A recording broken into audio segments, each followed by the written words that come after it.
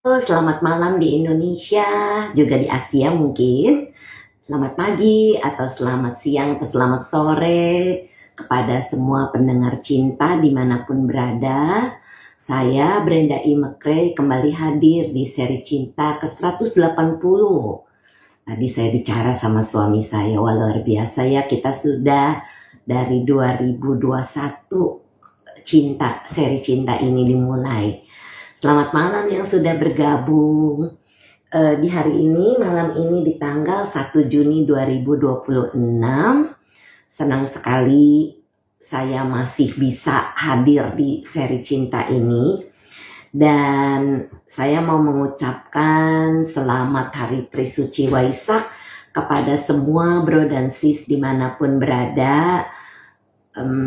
Tadi juga saya sempat bicara sama suami pada saat kemarin detik-detik Waisak bermeditasi itu, saya berpikir luar biasa ajaran yang diajarkan Sang Buddha itu sampai sekarang masih bisa kita buktikan, masih bisa kita praktekkan di dalam kehidupan kita sehari-hari, sehingga saya tidak tahu bagaimana caranya berterima kasih kepada Guru Agung kita Sang Buddha Gotama.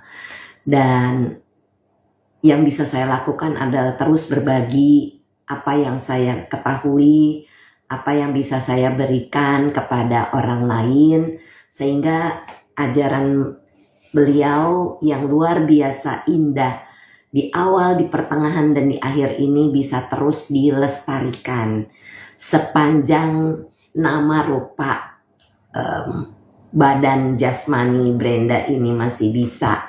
Saya akan terus berbagi dhamma selagi saya bisa. Dan jadi itu yang renungan Waisak tahun ini yang saya rasakan luar biasa kepada bersyukur, berterima kasih kepada Sang Buddha yang sudah memberikan jalan kepada kita. Selamat malam Sistini Sukihoto. Jadi itu yang saya mau bagikan. Kemarin pula saya bersama Mami dan Scott, mungkin ada yang sudah lihat di postingan saya, kami melihat di Bundaran HI lampu-lampu yang luar biasa indah disajikan untuk orang-orang masyarakat di Jakarta, terutama mungkin di Jabodetabek. Gak pernah saya melihat seperti itu. Jadi bersyukur dan terharu. Jadi kami bersama-sama saling mengucapkan selamat Waisak, ketemu dengan beberapa kalyanamita yang mengenal saya maupun yang saya kenal. Dan tentang perbuatan baik dan buruk ini, saya juga melihat weekend kemarin kan F4 itu kan lagi di Jakarta. Saya melihat, menonton pula sebagian. Saya pun dulunya penggemar F4 ini. Karena ya namanya sudah 20 tahun yang lalu ya. Waktu itu saya mungkin ya di seputar umur 30-an. 20 tahun lebih kan. Di seputar umur 30-an melihat 4 cowok ganteng, 1 cewek cute gitu. Itu jadi luar biasa hiburan ya. Tetapi yang saya sedih, selamat malam Sis Ani Kartini Sukihoto, selamat Waisak juga. Yang saya sedih ini adalah melihat postingan para istri di depan suaminya yang beliin tiket F4 ini. Mereka bilang, Jerian I love you wa ini. Ya mbok ya, ini kan ucapan ya, walaupun sesuka kita kepada seorang aktor atau aktris, janganlah di depan pasangan kita mengatakan seperti itu, karena itu kasihan saya melihat muka suaminya gitu, dan diposting pula di sosmed muka suaminya gimana gitu pada saat si istrinya bilang seperti itu. Jadi saya mau menghimbau bro dan sis yang semoga punya kesadaran yang jauh lebih baik, sehingga pada saat kita bertemu dengan idola kita, kita tidak melakukan hal tersebut di depan pasangan kita. Karena itu bisa menyakitkan loh. Ini adalah perbuatan buruk dari ucapan, ya. Mungkin ya kita tahu kita nggak mungkin bersama dengan para idola kita itu. Tetapi kan di depan pasangan kita gimana sih rasanya kalau kita dengar suami kita bilang I love you kepada perempuan lain gitu kan ya. Jadi kita harus jaga ucapan, jaga perbuatan, jaga pikiran seperti itu. Itu sebabnya saya masih membawakan tentang perbuatan baik versus perbuatan buruk gitu.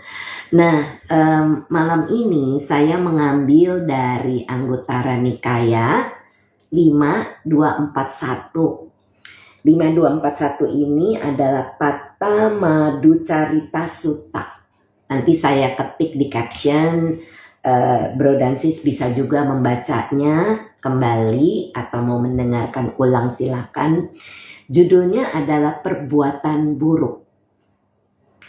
Nanti seperti biasa Bro dan Sis yang mendengarkan boleh bertanya dengan ditulis di bagian tanda tanya atau di bagian komentar.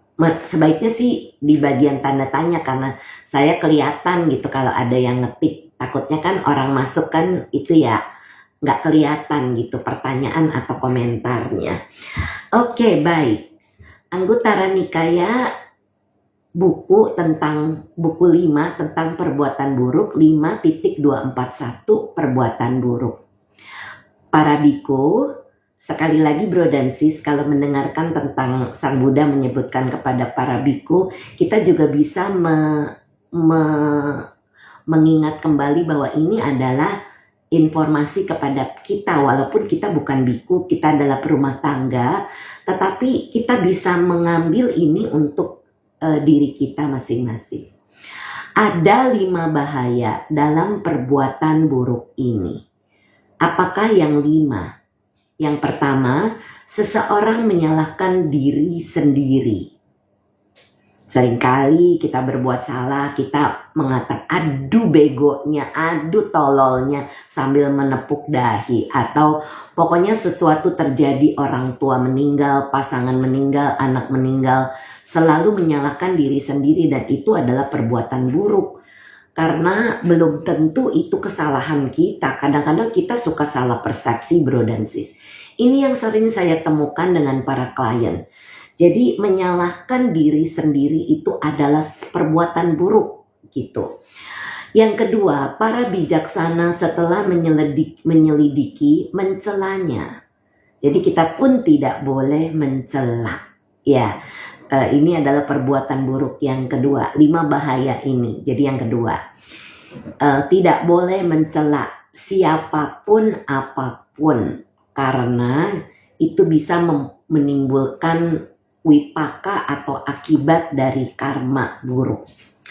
Yang ketiga, ia memperoleh reputasi buruk. Nah, jadi kalau seseorang berbuat buruk tentunya akan mempunyai reputasi yang buruk.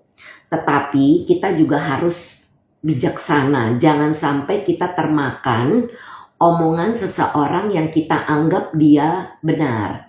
Jadi kita harus waspada dan hati-hati. Dicek kembali dengan orang yang dibicarakan itu. Karena bisa jadi dia slandering speech. Mengatakan memecah belah seseorang dengan grup ini, dengan grup itu, dan lain sebagainya. Itu adalah sesuatu perbuatan buruk. Jadi walaupun ia memperoleh reputasi buruk, belum tentu itu kesalahan dia. Jadi kalau kita bijaksana, kita tidak menjudge orang, menghakimi orang, karena kita tidak tahu apa yang sesungguhnya terjadi. Kalau kita mau tahu, tanya langsung sama orangnya, seperti itu. Yang keempat, ia meninggal dunia dalam kebingungan. Nih kalau berbuat buruk, saat meninggal dunia bisa bingung. Jadi misalnya sudah tahu nih, pikiran-pikiran terakhir itu adalah yang paling penting sebelum meninggal. Pikirannya yang keluar adalah pikiran negatif. Ya, Jadi apa yang terjadi kalau sudah ada pikiran negatif itu harus di 6R, di 6R kan, sehingga kita tidak terbawa oleh pikiran-pikiran negatif itu, sehingga pada saat kita mau meninggal kita tidak bingung. Kita bisa ikut cahaya, kita bisa mengingat perbuatan baik kita, sehingga kita bisa berada di tempat-tempat berbahagia. Jangan ini kebingungan ini juga bisa kalau saat mau meninggal itu agama yang mau meninggal ini diganti oleh keluarganya. Ya, jadi jangan sampai itu terjadi. Kemudian yang kelima, dengan hancurnya jasmani, setelah kematian ia terlahir kembali di alam sengsara, di alam tujuan yang buruk, di alam rendah, di neraka. Ini adalah kelima bahaya dalam perbuatan buruk itu. Jadi di sini beliau sudah memberitahu hati-hati jangan berbuat sesuatu yang tidak baik atau yang buruk. Sebaliknya, para biku, sekali lagi kita mendengarnya sebagai para murid, ada 5 manfaat dalam perbuatan baik ini. Apakah yang 5 ini? Seseorang tidak mencela diri sendiri. Jadi kalau kita sudah tahu kita berbuat salah, kita maafkan diri sendiri karena kita tidak mengerti mungkin, karena kita berbuat kesalahan mungkin, karena kita melanggar salah satu sila mungkin. Maafkan diri sendiri dan bertekad saya tidak akan melakukan lagi. Bukannya menyalahkan diri sendiri, mencela diri sendiri. Aduh saya bego bener ya, begitu aja gak bisa. Aduh saya bego bener, begitu aja lupa. Jadi jangan melakukan itu. Ya, jadi ini yang dimaksudkan di sini. Yang pertama, tidak mencela diri sendiri. Yang kedua, para bijaksana setelah menyelidiki memujinya. Jadi tidak ada orang yang tidak suka tidak dipuji. Pasti semua orang suka dipuji. Tadi saya jalan pagi, kebetulan hari ini kan libur tanggal 1 Juni hari Pancasila. Jadi kami jalan pagi di Ancol. Saya ketemu bayi, lucu sekali dan cantik. Jadi saya bilang, aduh Bu, putrinya cantik sekali. Langsung ibu itu tersenyum lebar, terima kasih. Kan mungkin tadinya ibu itu merengut, mungkin anaknya sedikit rewel. Tapi pada saat saya puji begitu, dia tersenyum. Itu menimbulkan dia, jadi memuji putrinya cantik itu bikin dia senang. Nggak ada salahnya kalau memang itu kenyataan. Jadi memang putrinya cantik, rambutnya ikal, kemudian bulu matanya itu lentik, panjang gitu ya. Jadi itu kita bisa memuji. Jadi seperti itu kita bisa lakukan. Jadi jangan mengatakan hal-hal yang tidak baik. Ia memperoleh reputasi baik. Nih, kalau kita berbuat baik itu akan mempunyai reputasi baik. Ia meninggal dunia tanpa kebingungan. Jadi kalau kita sudah melakukan hal yang baik, maka pada saat meninggal itu nggak bingung. Waktu putus nafas itu ya sudah pergi ke tempat ya sesuai dengan perbuatan-perbuatan baik yang sudah dilakukan. Jadi nggak bingung. Jadi sekali lagi saya mohon janganlah misalnya orang tuanya agama tertentu, saya katakan misalnya apa, kemudian anak-anaknya tidak sama kepercayaannya lalu diganti. Jangan ya brosis ya, itu kasihan bisa menimbulkan kebingungan. Jadi kalau kita sudah tahu orang tua kita percaya dengan suatu ajaran, maka biarkan mereka didoakan sesuai dengan kepercayaan beliau. Kalau kita tidak paham, hubungi rumah ibadah yang biasa didatangi oleh almarhum siapapun. Jadi supaya kita tidak sembarang mengganti agama seseorang pada saat mereka meninggal. Seperti itu. Dengan yang kelima, dengan hancurnya jasmani setelah kematian, ia terlahir kembali di alam tujuan yang baik, di alam surga. Ini adalah kelima manfaat dalam perbuatan baik itu. Jadi di sini sudah jelas ya brosis ya. Walaupun sutta ini pendek, tapi jelas sekali pesan yang diberikan oleh Sang Buddha bahwa janganlah melakukan hal-hal perbuatan buruk ini supaya kita tidak terlahir ke alam-alam menderita. Nah, ini sudah dipesan oleh beliau. Kemudian di 5.2 ini sudah selesai sutta yang tadi. Nah, ini kita jadi paham bahwa apa yang Buddha katakan itu adalah sesuatu hal yang sangat-sangat bermanfaat supaya kita bisa mengerti untuk tidak melakukan hal-hal buruk. Kemudian di Anguttara 5245 ini Duttiya Duccarita Sutta. Jadi pada saat seri Cinta 178 saya membacakan Duccarita Sutta di Anguttara Nikaya 4221 dan ini ada 5.245. Duttiya Duccarita Sutta membahas 5 kerugian dari perbuatan buruk. Nah, ini 5 manfaat dari perbuatan baik atau sucarita. Jadi ducarita itu buruk, sucarita itu baik. Nah, 5 kerugian perilaku buruk. Pertama, diri sendiri mencela diri sendiri. Nah, itu dia yang tadi sudah saya katakan. Janganlah mencela diri sendiri, janganlah mengatakan sesuatu hal yang negatif pada diri kita sendiri. Sebentar, Sis Kirana nanti saya bahas. Yang kedua, para bijaksana setelah memeriksa mengkritik. Nah, ini perilaku buruk. Jadi kita jangan mengkritik, jangan menjudge orang lain. Kita periksa dulu dan jangan mengkritik, tapi kita boleh katakan dengan kata-kata yang baik dan lemah lembut. Mendapatkan reputasi buruk. Ini hampir sama dengan yang di Patama Duccarita Sutta. Tapi yang keempat adalah menyimpang dari ajaran sejati yaitu Dhamma. Itu perilaku buruk. Karena memang orang-orang yang berperilaku buruk mereka tidak menyadari. Bisa saja mereka bohong, bisa saja mereka memecah belah, bisa saja mereka melakukan apapun yang dengan pelanggaran sila itu. Yang kelima, saat tubuh hancur setelah kematian terlahir di alam menderita. Nah, ini sama. Jadi menyimpang dari ajaran sejati atau Dhamma.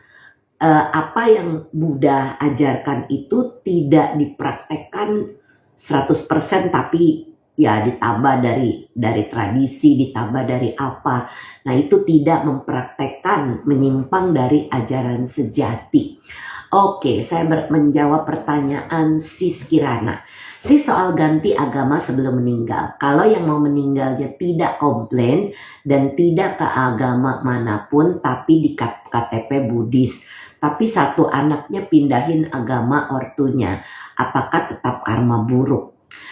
Iya, karena orang tuanya bisa bingung, Sis. Ini yang pernah saya dengar. Jadi pada saat seseorang meninggal kan biasanya dibacakan doa ya. Misalnya mau agama manapun. Kalau Buddhis kan baca parita atau niancing. Dia udah biasa nih denger niancing, denger baca parita. Dipindahin ke agama lain dengan kata-kata yang dia tidak pernah dengar atau yang membuat dia jadi bingung. Itu bisa terjadi. Makanya jangan sampai itu terjadi karena itu bisa membuat dia bingung. Sudah dia bingung, dia melekat kepada misalnya marah nih ya, contoh seorang ibu tidak ada suami, dia meninggal, dia Buddhis, anak-anaknya tidak ada yang Buddhis. Jadi pada saat dia meninggal anaknya tidak tahu mau apa, jadi dipanggilkan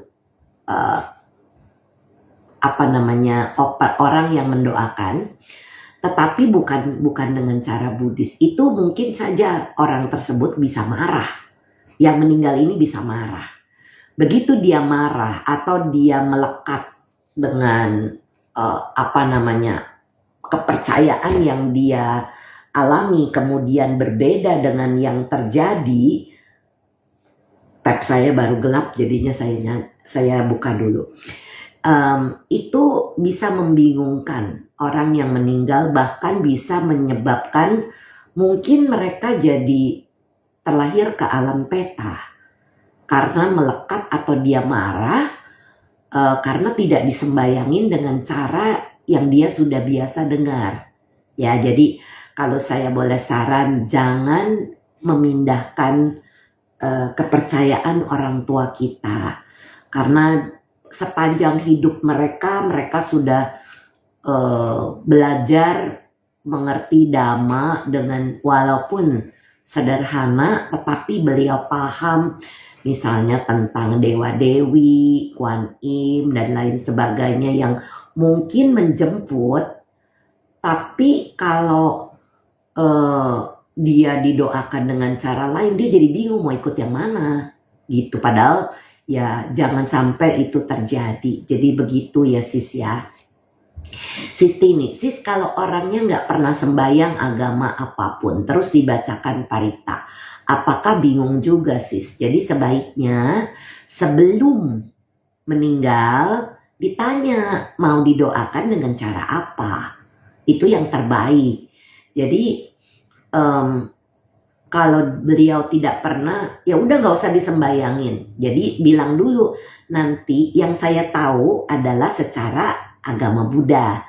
Bolehkah nanti saya panggil biku untuk mendoakan atau kita pasang lagu-lagu atau canting-canting parita atau niancing dan lain sebagainya. Izin dulu waktu masih sehat misalnya sekarang nih. Jadi supaya kita tidak salah, itu yang bisa dilakukan. Walaupun tidak pernah sembahyang. Jadi bisa saja dia bingung. Nah, tapi izin dulu. Kalau kita sudah bilang, Pah, Mah, atau siapapun lah, engkong, emak, siapapun. Nah, kan kalau orang sudah tua, satu hari pasti akan meninggal. Bukan saya mau mendoakan, tetapi kita mau tahu nanti waktu pada saat sudah tidak ada, mau disembayangin dengan cara apa. Itu kan bisa ditanya ya, supaya kita tidak salah. Dan yang meninggal pun mengerti, oh ini kan pada saat dia keluar jadi misalnya jadi peta atau dia jadi dewa, dia bisa seliweran di seputar badannya. Jadi pada saat dia didoakan, dia senang kalau memang itu sesuatu yang baik. Namanya kalau doa-doa itu kan vibrationnya atau vibrasinya itu positif. Pasti makhluk yang didoakan itu ikut senang. Nah, pada saat dia senang, dia akan lahir di alam berbahagia. Jadi saran saya ya begitu, ditanya dulu sebelum meninggal. Ditanya dulu waktu meninggal mau dikremasi atau mau dimakamkan. Karena ada yang keliru nih. Orang-orang zaman dulu itu kan jarang yang dikremasi ya bro sis ya. Malah ada yang bilang begini, nggak mau dibakar nanti kepanasan gitu. Padahal pada saat badannya sudah keluar, kesadarannya sudah keluar, ini tinggal seperti seonggok kayu aja mau diapain juga nggak berasa lah. Jadi sebetulnya seperti itu, nggak usah takut akan kepanasan atau apa kalau dibakar. Ya udah dibakar, badannya udah tinggal fisik saja ya nggak masalah sebetulnya. Begitu. Fisiknya yang sudah tidak ada kesadaran, artinya ya seperti batang kayu yang begitu saja teronggok begitu saja. Jadi nggak usah takut dikremasi ya bro dan sis ya. Ini supaya kita ya tidak ada berbuat salah walaupun masih muda misalnya. Kalau kita takut kita salah, kan satu hari orang tua kita pasti pergi meninggalkan kita gitu. Jadi ya baiknya ditanya. Oke, di bagian tanda tanya ada yang bertanya, saya jawab dulu. Atau langsung saja maafkan, proses memaafkan itu harus melalui meditasi atau langsung saja maafkan melalui pikiran. Langsung sis, nggak mesti duduk meditasi, pada saat itu juga kita langsung maafkan. Orang-orang yang salah sama kita, begitu mereka buat salah, kita langsung maafkan saat itu. Supaya kenapa? Di sini sampahnya nggak numpuk. Sampah batin itu tidak numpuk jadi penyakit buat kita. Ya, jadi itu yang bisa kita lakukan. Jadi jangan nunggu, ntar malam saya meditasi, ntar keburu lupa. Mengendap jadi penyakit. Jadi saat orang berbuat salah sama kita, saat kita mengalami sesuatu yang tidak menyenangkan, maafkan saat itu, lalu 6R, 6R, supaya tidak terjadi penumpukan sampah. Sis Kirana, sis kalau sudah meninggal lalu kita donorkan organ-organ tubuh yang masih bisa dipakai, misalnya kornea, apakah itu termasuk berbuat baik? Tentu saja. Karena badan, seperti yang tadi saya sudah bilang, badan kita ini sudah tidak ada nyawa, kesadaran sudah keluar. Ini seperti, kalau sis dengarkan suta-suta, itu seperti tunggul kayu yang begitu saja. Jadi tidak menjadi masalah. Dia masih bisa berbuat baik dengan mendonorkan matanya, kornea matanya. Jadi kalau misalnya masih kita memungkinkan, sebelum kita meninggal kita pesan sama keluarga. Nanti kalau saya meninggal, biarkan kornea mata saya didanakan. Apapun dari fisik ini yang bisa didanakan, danakan. Karena toh akan dibakar, kalau itu menurut saya pribadi. Jadi apa yang bisa bermanfaat buat orang lain, danakan. Karena kalau nanti udah dibakar, udah dikremasi, kan udah toh tidak akan ada sisa lagi. Jadi kalau kornea mata masih bisa dipakai, why not? Mengapa tidak? Ya, jadi itu perbuatan sangat baik. Nah, itu kita pesan sama keluarga dan ke bank mata ya, kalau saya tidak salah ingat. Waktu itu saya pernah menghadiri satu acara Dhamma Talk dari Ehipasiko Foundation. Mungkin waktu itu Achan Bram datang. Dan di situ mereka mengundang orang dari organisasi Bank Mata. Dan mereka di situ bisa mendaftarkan. Jadi kita boleh mendaftarkan kornea kita. Karena kornea ini dibutuhkan oleh orang-orang tidak bisa melihat. Itu kan perbuatan baik. Kita memberi penglihatan kepada orang yang tidak bisa melihat.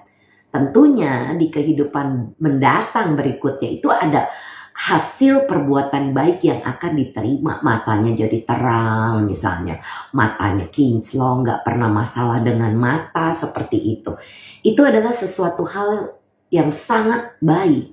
Misalnya orang sudah berusia tapi gak pakai kacamata. Kalau saya kan mulai kepala 4 aja mata saya udah mulai burem-burem. Ya, jadi tapi walaupun kita pakai kacamata, kita cek dulu di donor itu apakah kornea mata saya masih memungkinkan untuk didanakan seperti itu. Ya, jadi sis Kirana nggak apa-apa, bagus sekali bisa mendonorkan organ tubuh kita.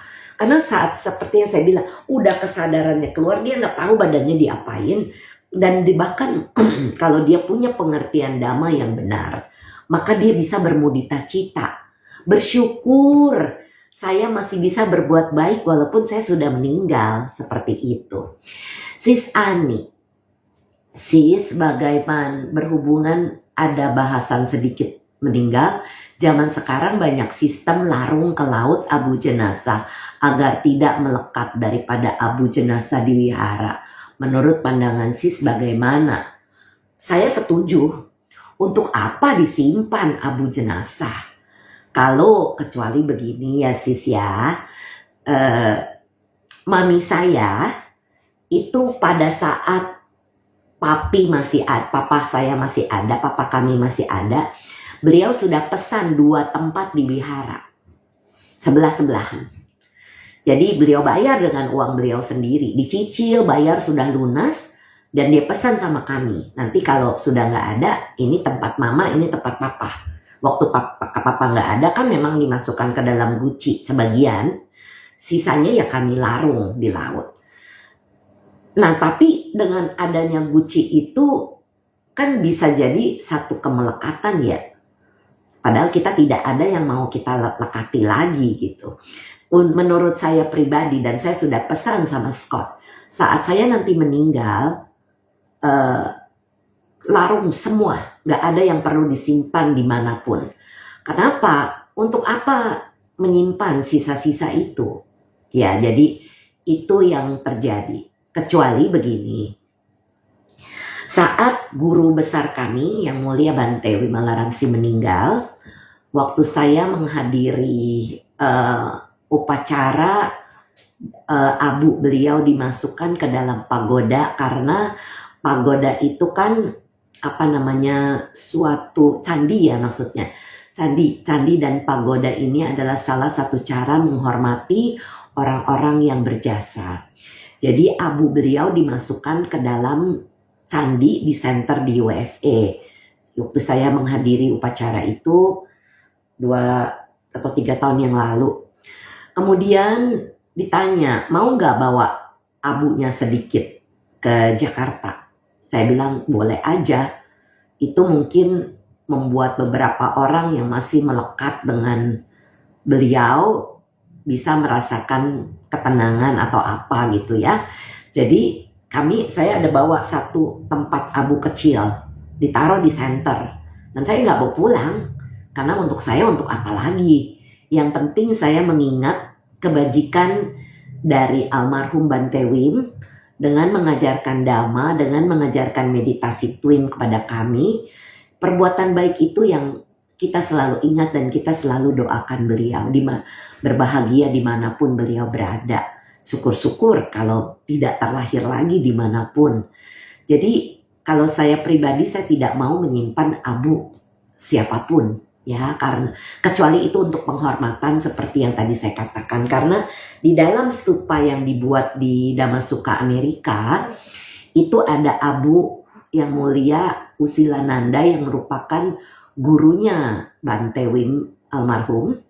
Jadi ada abunya Bante Wim almarhum, abunya Usilananda almarhum, dan abunya Sister Kema yang merupakan murid dari almarhum Bante Wim. Jadi Sister Kema ini merupakan murid tertua. Jadi pada saat Bante kembali ke Amerika dari Asia waktu itu, Sister Kema adalah murid beliau yang mendampingi, beliau yang nyetir pada saat Bante mau kemana-mana. Jadi dulu belum ada David, jadi itu waktu itu tugasnya Venerable Kema. Nah itu kita hormati jasa kebajikan beliau juga. Jadi itu tidak apa-apa. Tapi kalau di dalam keluarga sendiri, saya tidak mau abu saya disimpan untuk apa juga. Ya kecuali terserah nanti keluarga kalau misalnya mereka mau nyimpan. Karena apa? Saya berpikir saya tidak punya anak, tidak punya keturunan. Tidak penting lagi abu itu mau diapain. Mau dibuang, dilarung semua ke laut, monggo silakan dengan senang hati supaya tidak ada sisa-sisa apapun. Tapi kalau ada beberapa orang yang mau menyimpan, ya itu bukan urusan saya, karena saat kita pergi meninggal ya sudah pergi begitu saja. Tidak perlu lagi kita melekati ya, termasuk orang tua kita yang misalnya, ini saya sudah jelaskan kepada Mami, bahwa jangan sampai ada kemelekatan baru pada saat meninggal. Nah, kalau misalnya beliau tetap mau abunya ditaruh di dalam guci di sebelah, ditaruh di wihara, ya udah kita lakukan itu. Tapi jangan lekati itu, karena nanti sudah di bawah generasi kita tidak ada lagi yang mendoakan, bagaimana? Itu pertimbangan saja. Jadi itu harus dibicarakan dengan keluarga ya bro sis ya. Seperti itu. Oke, saya akan lanjutkan kalau tidak ada lagi pertanyaan. 5 manfaat perilaku baik ini masih dari Anguttara Nikaya 5245. Jadi ada 5 manfaat perilaku baik. Kebalikan dari kerugian yang tadi, perilaku baik menghasilkan manfaat berikut. Diri sendiri, memuji diri sendiri supaya bebas dari penyesalan. Tapi ini bukan untuk membuat kita jadi sombong ya bro sis ya. Yang penting kalau kita sudah berbuat salah, kita jangan menyesali berlebihan, tapi kita memaafkan diri kita, bertekad untuk tidak lagi melakukan kesalahan yang sama. Kemudian memuji diri sendiri ini bermanfaat, misalnya kita sudah berbuat baik. Kita ingat, oh iya tadi pagi saya memuji orang lain yang anaknya cantik. Hari ini saya sudah berbuat baik, membuatkan makanan untuk keluarga. Hari ini apalagi yang bisa kita lakukan, yang kita bisa ingat. Nah itu supaya kenapa?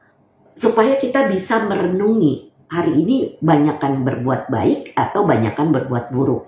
Yang berbuat buruk kita maafkan diri sendiri kalau ada. Saya kalau ingat sekarang ini tidak ada perbuatan buruk apa yang saya lakukan hari ini. Kalau saya kontemplasi mengingat kembali ya perjalanan dari tadi pagi, bangun pagi sampai sekarang jam 7.36 malam, saya tidak ada perbuatan buruk apapun. Jadi kalau sudah tidak ada bersyukur, hari ini saya tidak berbuat buruk, seperti itu. Jadi itu bisa kita lakukan sehingga kita tidak ada penyesalan. Kalaupun kita berbuat salah, sekali lagi maafkan diri sendiri yang berbuat salah. Supaya penyesalan ini tidak berlarut-larut. Karena penyesalan ini bisa menjadi penyakit. Ya, oke. Yang kedua, para bijaksana memuji Anda. Ini manfaat dari perilaku baik. Yang ketiga, memperoleh reputasi yang baik. Ya, ini sudah jelas tidak perlu dibahas. Yang keempat, berdiri teguh pada ajaran sejati. Kalau kita sudah meyakini ajaran ini benar, tidak ada cacatnya, tidak ada kesalahannya. Kita yakin kita punya sada keyakinan yang sangat kuat terhadap Dhamma, ini teguh, tidak goyang. Walaupun di sebelah nawarin sesuatu tapi tidak goyah. Karena kita sudah punya sada yang kuat terhadap Dhamma. Itu yang tadi di awal saya sudah cerita. Kemarin pada saat meditasi menjelang detik-detik Waisak, pada saat hampir selesai, hampir buka mata, saya mengingat kembali luar biasa jasa Sang Buddha kepada kita. Karena ajaran beliau itu masih berlaku sampai sekarang. Dari hampir 2600 tahun yang lalu itu masih berlaku. Masih dikasih pagar-pagar buat kita supaya kita jangan berbuat kesalahan, ya. Sehingga kita bisa, itu bermanfaat buat diri kita sendiri, terbebas dari penderitaan. Karena ya kalau kita kepencet semut aja nggak sengaja, kita bisa, aduh mohon maaf, semoga terlahir ke alam berbahagia. Tidak sengaja, itu tidak melanggar sila. Namanya ya kepencet ya, misalnya lagi digaruk, nggak sengaja digaruk, di situ ada semut, mati misalnya. Ya itu kan kita tidak sengaja, bukannya kita tepuk dan kita pencet gitu sampai dia mati. Jadi bukan seperti itu, tapi oh ya semoga terlahir ke alam berbahagia. Mohon maaf saya tidak sengaja karena garuk jadi mati tuh semut.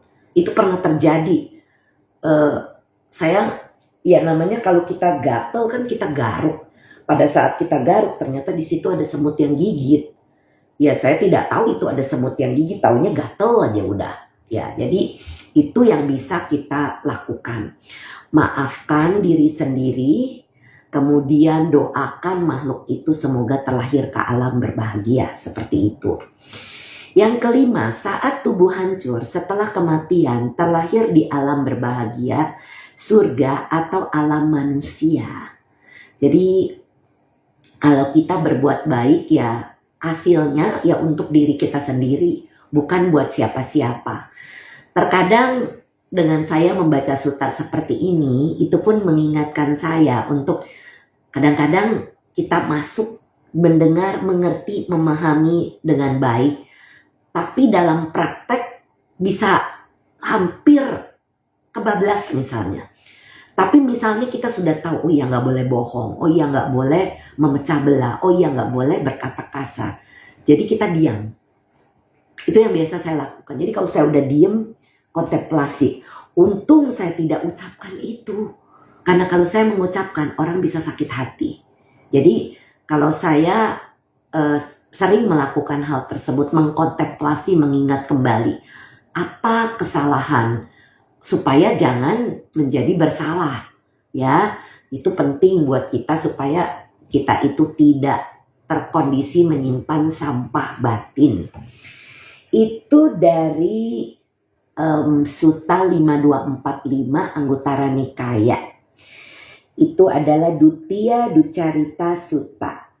Yang tadi saya sudah katakan pada saat di Cinta 178 18 Mei lalu, saya sudah membacakan Anguttara Nikaya 4221 Duccarita Sutta. Ini Duttiya Duccarita Sutta. Jadi itu yang bisa saya share. Kemudian ada lagi, saya mau membacakan tentang, bagian yang baik.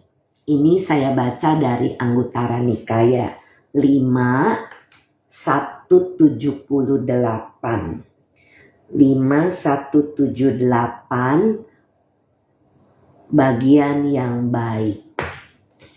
Nah, seperti tadi saya sudah katakan, atau sering bisa di seri Cinta lain saya katakan, kalau kita mendengar para biku, itu juga kita bisa merefleksi untuk kita para perumah tangga, ya.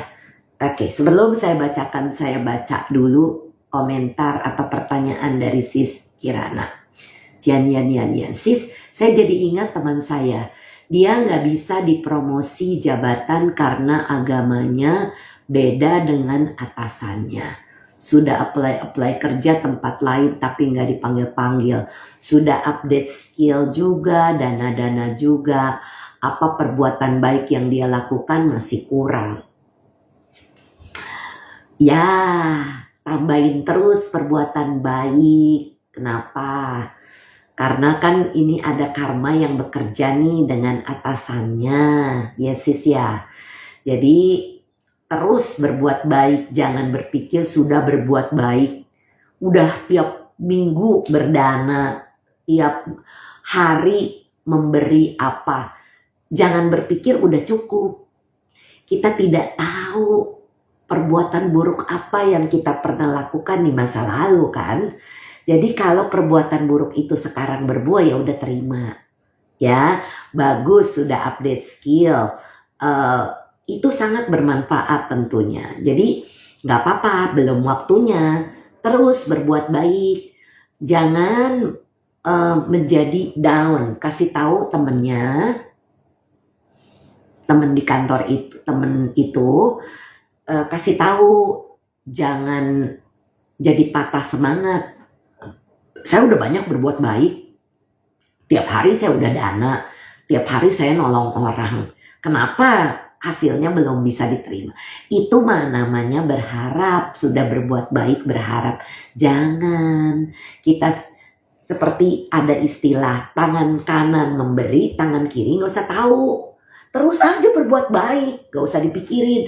Nanam terus, tambah terus deposito karma baiknya. Suatu hari itu akan berbuah. Dan pikiran kita doakan. Semoga ini namanya membuat cetana, membuat aspirasi. Semoga dengan kebajikan yang saya lakukan berbuah dengan dalam bentuk apa. Itu bisa dilakukan sehingga dia bisa menerimanya. Tapi tidak bisa kita kasih timeline kita sendiri. Saya udah setahun nih berbuat baik setiap hari. Ya belum tentu cukup. Setahun kita sudah hidup berapa kalpa ya bro sis ya. Jadi kalau di kalpa-kalpa yang lalu perbuatan buruk kita itu jauh lebih banyak. Sekarang ini pada saat kita memurnikan batin, pada saat kita melakukan kebajikan dan mengerti dhamma, kita tahu ya sudah Kita hanya mendoakan semoga kebajikan yang saya lakukan hari ini atau di masa lalu berbuah dalam bentuk apa. Itu sudah, itu saja yang diucapkan. Terus berbuat baik setiap hari. Misalnya, itu yang sering saya bilang, brosis. Kita setiap hari berdana 10.000 atau 1.000 atau 500 perak sama berdana sekali 1 juta. Banyakkan mana perbuatan baiknya? Ya, jadi tentunya banyakkan yang setiap hari dan setiap saat. Karena kalau cuman berdana 1 juta rupiah 1 kali, perbuatan baiknya cuma sekali. Walaupun jumlahnya besar. Misalnya dananya 100.000 US dollar nih, misalnya. Cuma sekali. Lah ya mendingan sedolar setiap hari, setiap sehari bisa beberapa kali pagi, siang, sore misalnya. Kalau mau ditambah seperti itu bagus, taruh aja kotak nih. Saya sering menyarankan kepada klien ataupun pada saat saya sharing dhamma. Taruh kotak di dekat keranjang, tiap malam masukkan. Berapapun yang kita mau masukkan, semoga dengan kebajikan yang saya lakukan ini berbuah dalam bentuk apa. Udah. Itu kemudian nanti kan kotak itu lama-lama penuh, kita danakan kepada yang membutuhkan itu, jadi bisa dilakukan ya sesering mungkin. Jangan dipikir oh saya udah banyak nih dananya, saya udah sering fangseng, saya sudah sering nolong orang. Belum cukup, karena perbuatan-perbuatan buruk yang kita lakukan di kehidupan lampau kita itu kan tidak terhitung, dan kita juga nggak perlu nyari-nyari. Ya sudah, yang sekarang ini di kehidupan ini lakukan kebajikan sebanyak-banyaknya. Yang terbaik adalah memberi dhamma, ya tertinggi itu. Jadi kalau bro dan sis tidak bisa atau belajar sharing dhamma di keluarga dulu, saya mungkin sudah secara natural ya alami pada saat saya SMA dulu. Kalau saya dengar dhamma dari guru di sekolah atau dengar dhamma dari biku saat di kebaktian, saya dari kecil, dari TK 6 tahun itu sudah jadi Buddhis. Jadi saya sudah kenal dhamma dari kecil. Kemudian nanti pulang saya cerita sama orang tua saya, tadi di sekolah atau di wihara saya dengar begini. Jadi orang tua saya dengar gitu. Kemudian papa saya kan bukannya mengenal, beliau sangat percaya dengan Kuan Im, doanya dengan Kuan Im. Jadi saya kalau lagi nyetir dulu, saya sering pasang kaset ceramah Bante. Nanti papa saya bilang, berisik, tutup. Nggak apa, tutup kuping aja, saya mau lagi nyetir supaya saya bisa konsentrasi, saya mau dengar. Nah udah, setiap kali nyetir papa saya mukanya mula-mula asem gitu. Lama-lama beliau nikmatin juga, dengar juga. Bahkan kalau saya lupa misalnya belum sempat pasang, kok nggak pasang itu ceramahnya Huesyo. Tahunya kan Huesyo ya, biku itu. Jadi lama-lama papa saya mengenal dhamma, mama saya pun sama. Jadi begitu cara kita membuat rekaman, membiarkan rekaman itu didengarkan oleh keluarga kita. Itu adalah bagi dhamma, bukan dari kita langsung, tapi lewat kata-kata orang lain bisa. Baik, tidak ada lagi yang komentar. Saya akan bacakan tentang Anguttara Nikaya 5178 tentang baik. Para biku, aku akan mengajarkan kepada kalian tentang apa yang baik dan apa yang buruk. Dengarkan dan perhatikanlah dengan seksama aku akan berbicara. Baik Bante, para biku itu menjawab. Sang Bagawa berkata demikian. Dan apakah para biku yang buruk? Membunuh, sila pertama. Mengambil apa yang tidak diberikan, sila kedua. Hubungan seksual yang salah, sila ketiga. Berbohong, ucapan, memecah belah, ucapan kasar, gosip, kerinduan, niat buruk, pandangan salah. Ini disebut buruk gitu. Jadi ini sudah diberitahu oleh guru agung kita. Jadi itu sebabnya kenapa penting kita mengerti, mendengar dhamma atau membaca sutta, karena ini adalah peninggalan guru besar kita, ya, guru agung kita. Dan apakah para biku yang baik? Menghindari membunuh, menghindari mengambil apa yang tidak diberikan, menghindari hubungan seksual yang salah, menghindari ucapan kasar, menghindari bergosip, tanpa kerinduan, niat baik, dan pandangan benar. Ini disebut baik. Jadi di sini sudah dijelaskan bahwa kita pada saat melakukan menjaga sila kita, betapa pentingnya kita jaga sila, karena itu berhubungan dengan sebagai hasil. Nah, di sini di Sutta 179 berikutnya ini berhubungan dhamma mulia dan seterusnya. Para biku, aku akan mengajarkan kepada kalian dhamma yang mulia dan dhamma tidak mulia, bermanfaat dan tidak bermanfaat.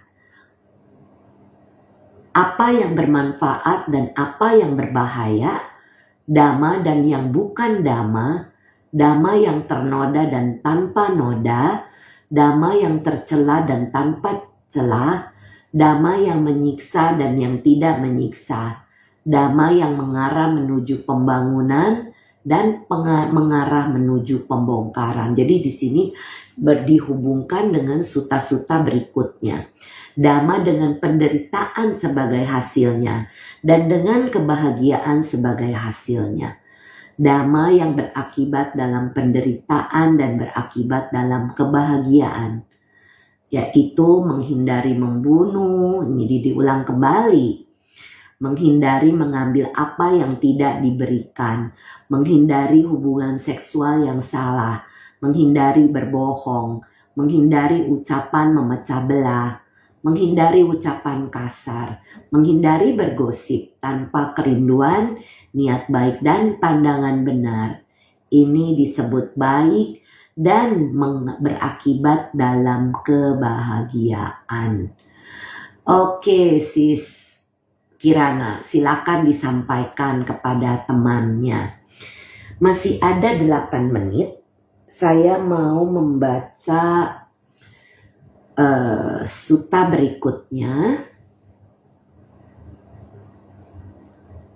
Tadi saya ketemu, masih mau bahas ya, tentang pembabaran singkat tentang perbuatan. Ini dari Majjhima Nikaya 135, Culakama Vibhanga Sutta. Saya langsung saja, sebaiknya mengerti ya di awal supaya bro dan sis mendapatkan pengertian secara keseluruhan. Demikianlah yang kudengar. Pada suatu ketika Sang Bagawa sedang menetap di Sawati di hutan Jeta, Taman Anathapindika. Kemudian murid Brahmana Subba, putra Todea, mendatangi Sang Bagawa dan saling bertukar sapa dengan beliau. Ketika Ramatama ini berakhir, ia duduk di satu sisi dan bertanya kepada Sang Bagawa, Guru Gotama, apakah sebab dan kondisi mengapa manusia terlihat hina dan mulia? Orang-orang terlihat berumur pendek dan berumur panjang, berpenyakit dan sehat, cantik dan buruk rupa, berpengaruh dan tidak berpengaruh, miskin dan kaya, berkelahiran rendah dan berkelahiran tinggi, bodoh dan bijaksana. Apakah sebab dan kondisi Guru Gotama mengapa manusia terlihat hina dan mulia?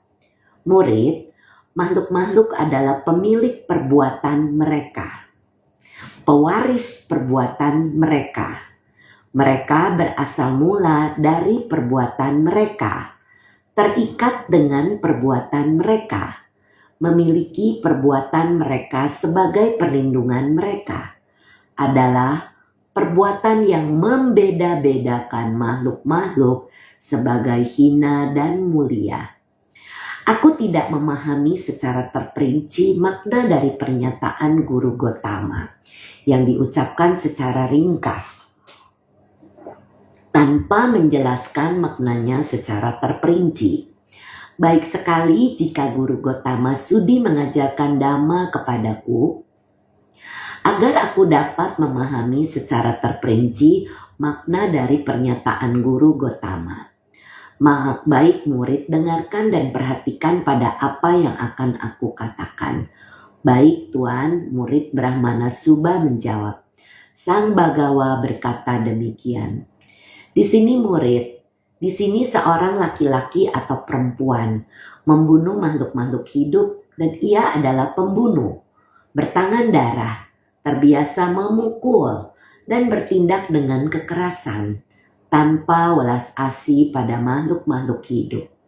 Karena melakukan dan menjalankan perbuatan-perbuatan demikian, ketika hancurnya jasmani, setelah kematian, ia muncul kembali dalam kondisi menderita, di alam tujuan kelahiran yang tidak bahagia, dalam kesengsaraan, bahkan di neraka.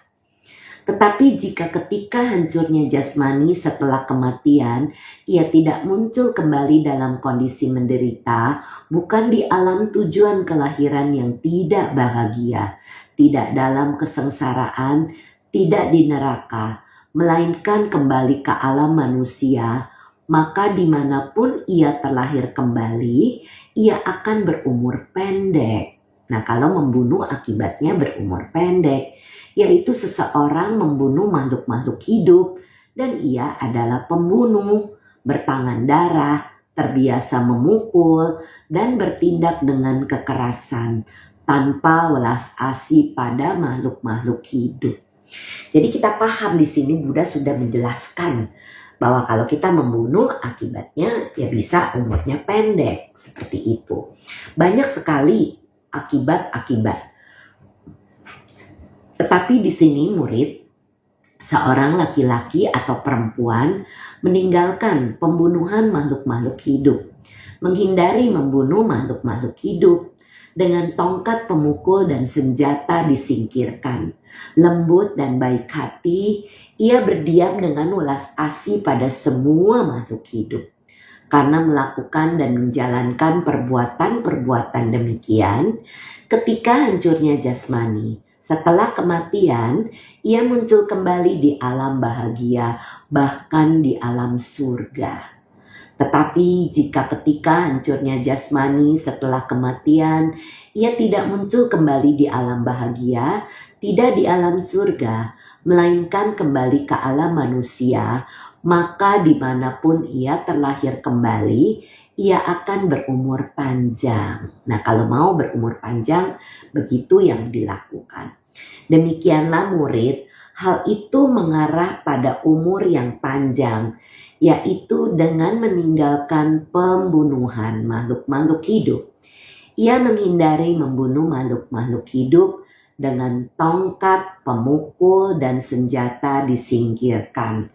Lembut dan baik hati, ia berdiam dengan welas asih pada semua makhluk hidup.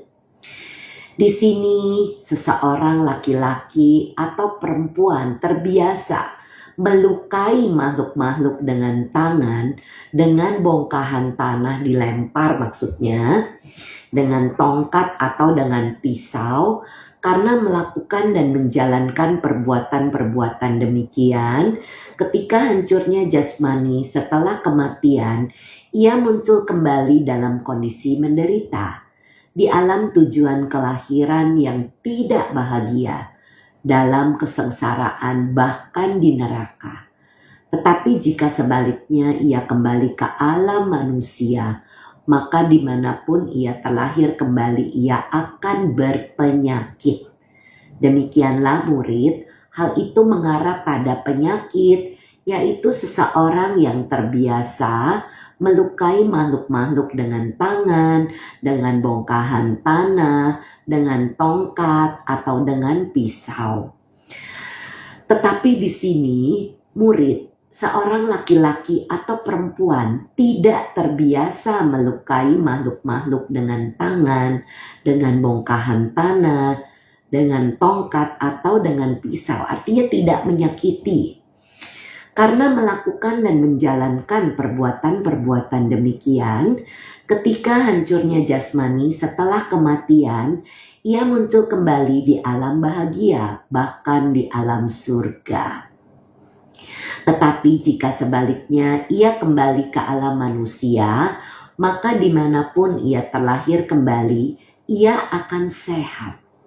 Demikianlah murid, hal itu mengarah pada kesehatan, yaitu seseorang yang tidak terbiasa melukai makhluk-makhluk dengan tangan, dengan bongkahan tanah, dengan tongkat, atau dengan pisau. Jelas Sang Buddha menjelaskan bagaimana seseorang terlahir penyakitan atau terlahir sehat. Selain kita tidak melakukan ini, tapi kita menolong makhluk fangseng, melepaskan makhluk hidup ke habitatnya, itu bisa membantu seseorang. Saya sudah banyak sekali mempunyai salah contoh-contoh. Saya kasih 2 contoh sebelum kita akhiri. Nanti minggu depan saya lanjutkan Sutta 135 ini, Culakama Vibhanga Sutta. Satu kasus klien. Beliau ini di kehidupan ini sulit sekali mendapatkan usahanya itu mau deal batal terus. Jadi beliau ini datang ke saya itu udah lama sekali, udah pas saya belum lama pulang ke Indo kalau nggak salah. Di awal-awal saya baru pulang. Dan beliau bilang, saya pengen tahu karma saya salah apa. Sehingga usaha saya ini lama-kelamaan makin menurun. Galilah memori. Sebagai terapis ya, saya menggali memori klien tersebut. Dan ternyata beliau itu jadi raja, tapi rajanya raja jahat. Dan raja ini bukan istananya itu, kerajaannya itu bukan punya dia di Eropa. Tapi dia rampas. Jadi dia merampas, melakukan pelanggaran sila kedua, mengambil yang tidak diberikan. Dia banyak membunuh. Jadi 2 sila ini sudah dia lakukan. Jadi pada saat meninggal dia masuk ke neraka dingin bro dan sis. Pada saat itu saya nggak ngerti neraka dingin. Jadi baru tahu ternyata ada neraka dingin. Dan dia bilang, Bu, dinginnya luar biasa, AC jangan dikecilin. Enggak kok, saya nggak sentuh-sentuh remote, saya bilang. Aduh ini dinginnya luar biasa, ya udah keluar dari sana, tidak perlu mengalami lagi. Jadi seperti itu. Dan saya sarankan, saya tanya pada saat masih di dalam regresi itu, saya tanya, berapa banyak orang yang terbunuh di sana? 5.000 sekian. Ya udah, setelah selesai regresi, saya sarankan beliau, mungkin bro dan sis pernah mendengar cerita ini saat saya sharing Dhamma. Jadi saya sarankan fangseng 6.000 ekor ikan. Dan dia bawa istrinya ketemu saya di sesi berikutnya. Dia bilang, Bu, saya mau cerita kesaksian. Saya lepaskan ikan sesuai yang saran Bu Brenda berikan kepada saya. Contohnya kemarin selesai fangseng 6.000 ekor.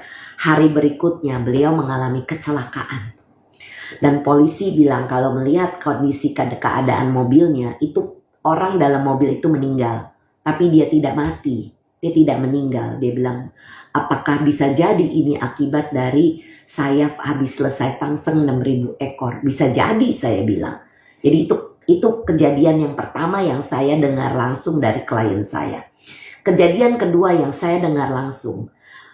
Suatu hari saya sedang menyetir mau pergi ke one day retreat. Waktu itu pergi bersama salah satu murid. Di perjalanan murid itu cerita bahwa cicinya sedang dalam keadaan koma. Jadi dia pergi sama saya pergi ke one day retreat meditasi 1 hari, mau melimpahkan jasa kebajikan dia hari itu untuk cicinya. Sis Brenda, saya mesti ngapain lagi? Coba sarankan anak-anaknya fangseng sebanyak yang mereka bisa. Lepas ikan. Jadi ya berapa banyak, sebanyak yang mereka bisa.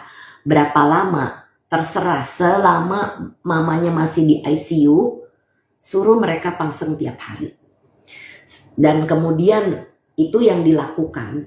Ternyata saya baru tahu mamanya ini dulunya dagang kodok.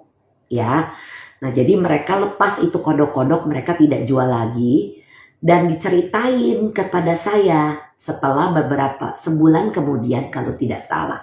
Udah keluar dari rumah sakit, sembuh. Padahal sudah di ICU koma. Itu amazing memang. Itu manfaat Fangseng itu luar biasa. Jadi memberikan nyawa, itu ada lagi cerita Sang Buddha, zaman Sang Buddha. Ada satu, saya lupa di Sutamana, tapi saya ingat begini.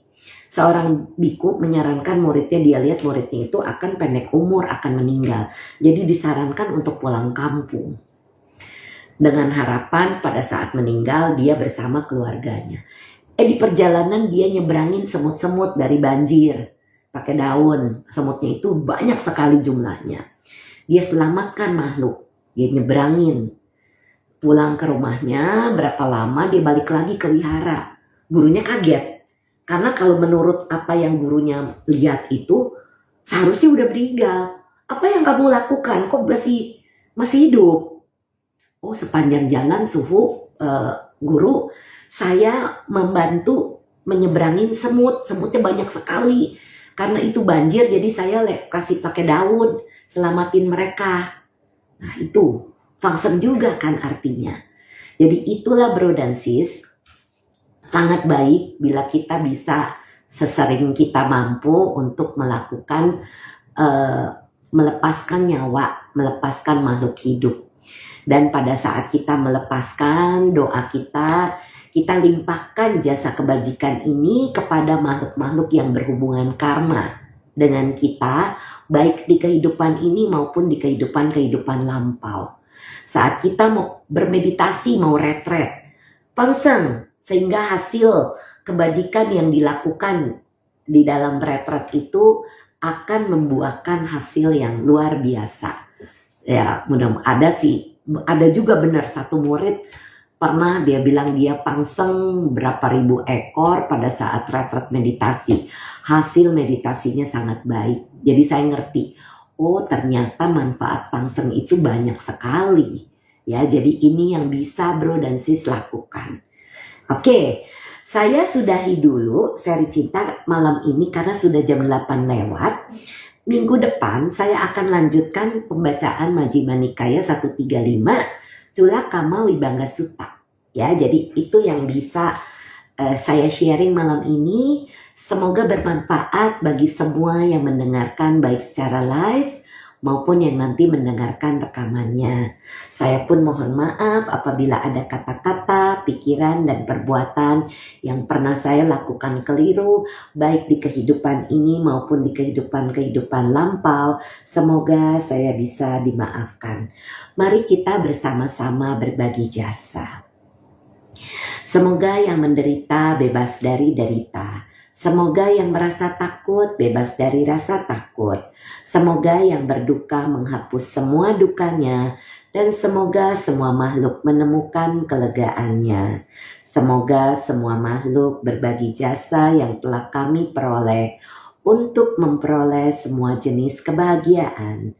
Semoga semua makhluk di angkasa dan di bumi, para dewa dan naga yang perkasa, berbagi jasa-jasa kami ini. Semoga mereka terus melindungi Dhamma. Semoga mereka terus melindungi Indonesia dan seluruh dunia. Semoga semua makhluk berbahagia. Sadu, sadu, sadu. Sama-sama semuanya. Semoga bermanfaat. Semoga semuanya sehat, berbahagia, dan sekali lagi selamat memperingati Hari Trisuci Waisak. Semoga kita terus menjalankan Dhamma yang sudah ditinggalkan oleh Guru Agung kita, Sang Buddha Gautama. Sampai jumpa di seri cinta berikutnya semoga saya sehat, terkondisi, bisa sharing di Senin tanggal 8 Juni. Sebelum berangkat retret nanti. Bro dan sis yang sempat ikut retret bersama saya, silakan mendaftar. 20 sampai 30 Juni saya akan membimbing retret bersama Yang Mulia Bante Dhammiko Mahathera di Purwakarta. Sama-sama. Oh, ada Bro Erwin dari Medan. Sampai jumpa di Sari Cinta berikutnya ya Bro Sis.